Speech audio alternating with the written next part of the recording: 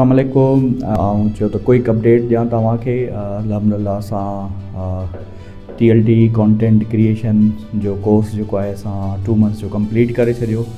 कल्ह असां हुनजी ग्रेजुएशन सेरेमनी बि कई ऐं असां ॾाढो ख़ुशि आहियूं त उन्हनि ॿारनि जी जेका जर्नी आहे उहा ॾिसी करे फस्ट डे ते उहे छा हुया ऐं हाणे जेको हू कल्ह हुननि कोर्स कंप्लीट कयो आहे त उन लेवल ते हुननि जी छा हुई कॉन्फिडेंस लेवल अल्हम्दुलिल्लाह तमामु घणो इंक्रीज़ थियो आहे। ऐं उन्हनि जा वीडियोज़ बि असां वक़्तनि पोस्ट कंदा विया आहियूं।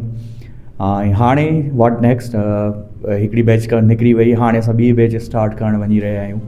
ऐं जेको आहे नौजवाननि खे चवंदुमि, सजेस्ट कंदुमि त जेकॾहिं टाइम आहे त तव्हां प्लीज़ ही 2 महीना स्पेंड कयो ऐं 2 महीननि खां पोइ तव्हां ॾिसिजो त तव्हांजी जर्नी कहिड़ी तरफ़ रवां थिए थी।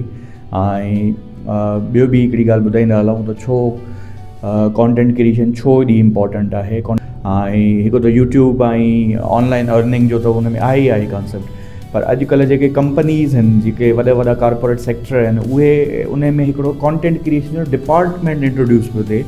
त जीअं मार्केटिंग जो डिपार्टमेंट आहे, अकाउंट्स डिपार्टमेंट आहे, HR डिपार्टमेंट आहे, त तीअं हाणे हिकिड़ो जेको आहे कंटेंट क्रिएशन जो डिपार्टमेंट इंट्रोड्यूस पियो थिए। त कंटेंट क्रिएशन फ्यूचर आहे ऐं इन फ्यूचर जी लर्निंग असां हिते आंदी आहे नौशहरो में अल्हम्दुलिल्लाह।